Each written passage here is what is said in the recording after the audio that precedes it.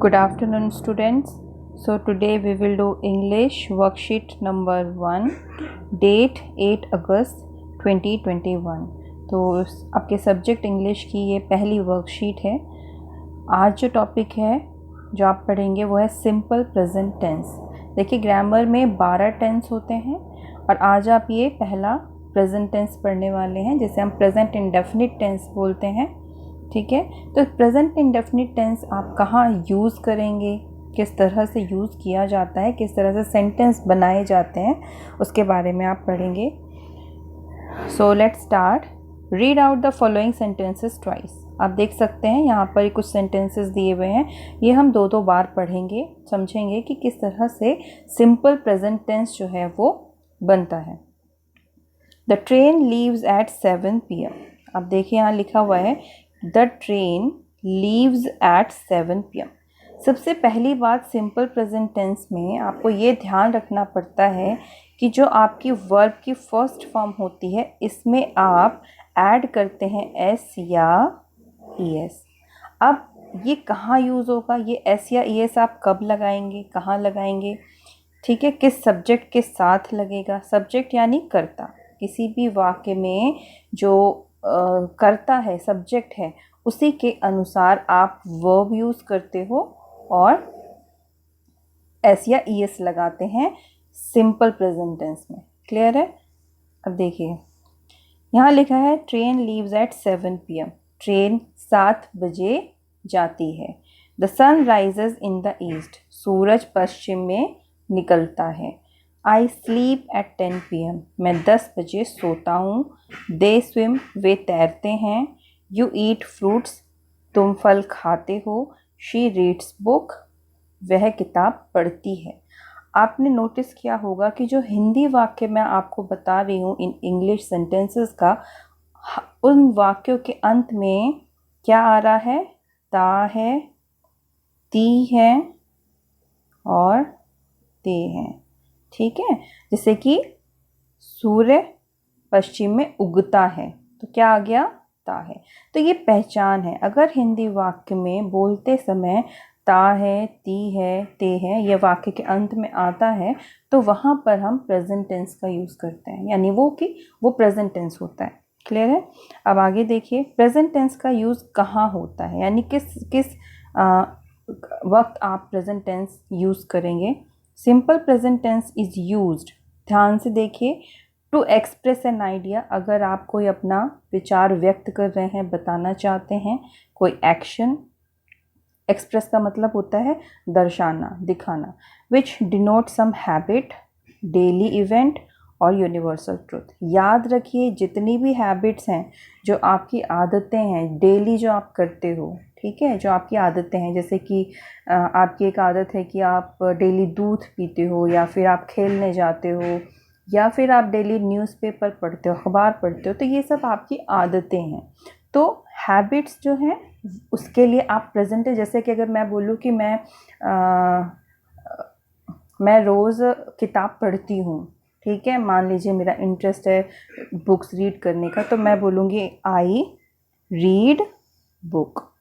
ठीक है, तो मैंने प्रेजेंट टेंस का यूज़ किया अपनी आदत को बताने के लिए। या मैं रोज़ मंदिर जाती हूँ, तो आई गो टू टेम्पल डेली। ठीक है, तो आप अपनी कोई भी हैबिट, कोई भी आदत, हैबिट का मतलब क्या होता है? आदत। ध्यान से सुनिए आप, ठीक है, कोई आदत आप बता रहे तो सिंपल प्रेजेंट टेंस का यूज़ कर सकते हैं। डेली इवेंट, डेली इवेंट के अंदर आ जाएगा आपका डेली का स्कूल जाना। ठीक है, आप जैसे स्कूल जाते हो, ट्यूशन जाते हो, रोज़ नहाते हो, खाते हो, ये सारी चीज़ें आपकी क्या हैं? डेली इवेंट के अंदर आती हैं। यूनिवर्सल ट्रुथ का मतलब है जैसे कि सन इज़ अ स्टार।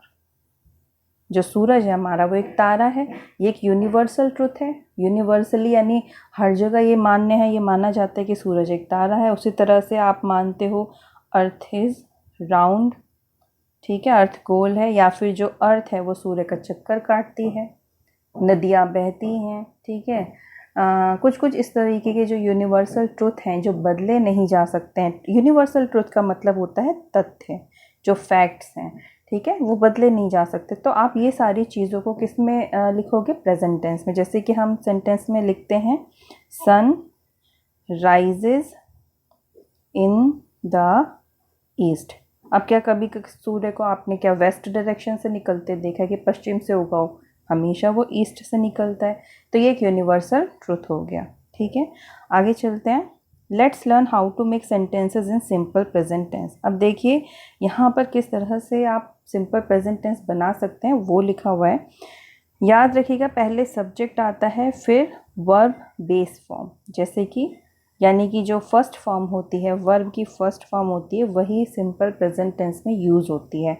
अब आप ध्यान से देखिए, अगर सब्जेक्ट आई, यू, वी और दे है, फिर से बता रही हूँ, अगर सब्जेक्ट आपका आई, यू, वी, दे है, तो आपकी ये फर्स्ट फॉर्म लग गई eat, you fly, we watch, study. यहाँ पे आप देखेंगे हमने कोई एस या ई एस नहीं लगाया वर्ब की फर्स्ट फॉर्म के साथ। ठीक है, अब यहाँ देखिए, अगर सब्जेक्ट आपका थर्ड, हम बोलते हैं इसे थर्ड पर्सन, याद कर लीजिए third person, he, it, she या किसी व्यक्ति का नाम जिसे हम थर्ड पर्सन बोलते हैं। अगर आपके सेंटेंस में सब्जेक्ट ये हो, ही, इट, शी या किसी का नाम, तो आप क्या लगाएंगे, ईट्स। यानी आपने वर्ब की फर्स्ट फॉर्म के साथ एस, ई एस या आई ई एस, इन तीनों में से कोई एक आपने ऐड कर दिया। जैसे ईट के साथ हमने पहले ईट लिखा, देन एस ऐड किया, तो क्या बन गया, ईट्स।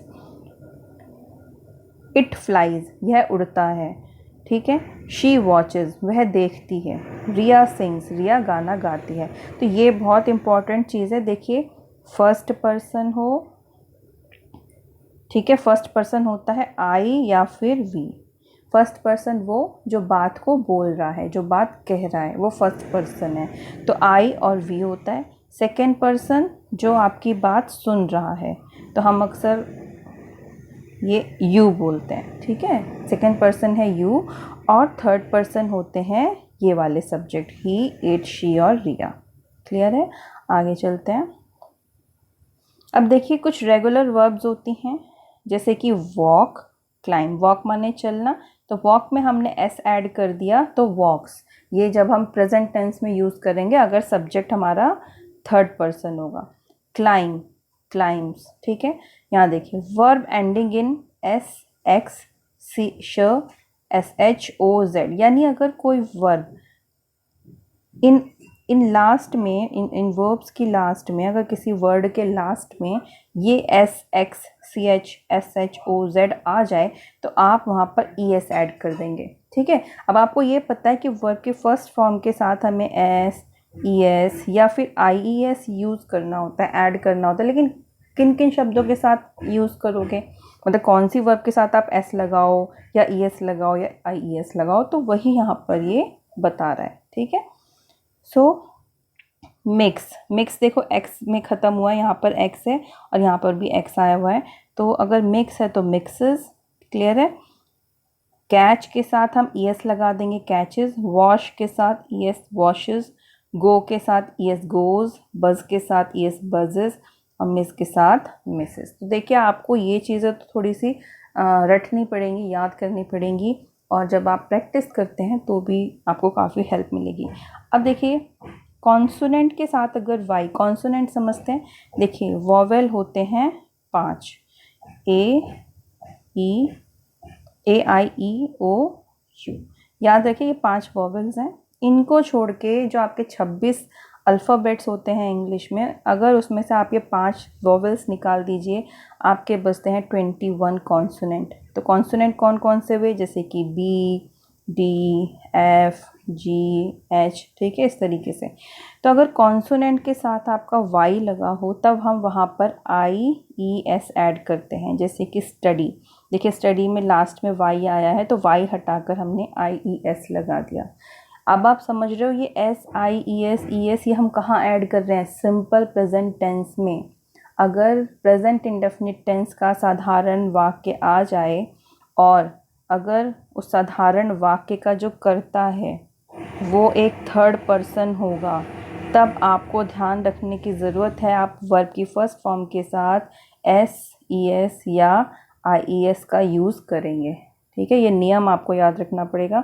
चलिए आगे चलते हैं। ये जो एक्सरसाइज दी हुई है, अच्छा ये रह गया आपका वॉवेल प्लस वाई। अगर वॉवेल से एंड होता है किसी भी वर्ड का, ठीक है, आप देख सकते हैं AEIO, जैसे कि प्ले, प्ले में वाई आ गया एंड में, तो आप क्या करेंगे, प्लेज, PLAYS, यानी यहाँ पर आप देखिए लिखा है प्ले, प्ले में वाई से ठीक पहले क्या आया है, ए, वाई से ठीक पहले ए क्या है, एक वॉवेल है, तो हम क्या करेंगे वहाँ पे सिर्फ एक सिंगल एस लगा देंगे और इसको हम प्लेज बना देंगे। क्लियर है? अब देखिए यहाँ पर एक्सरसाइज करते हैं फटाफट।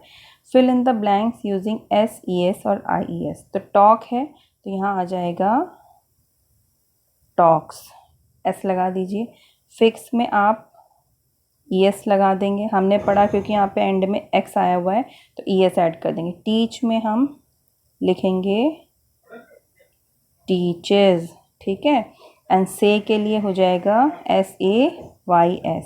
अब आप ज़रा ध्यान से देखो, ये से में SAY में वाई से ठीक पहले क्या है, ए क्या है, एक वॉवेल, तो हम क्या लगा देंगे, सिर्फ एक सिंगल एस।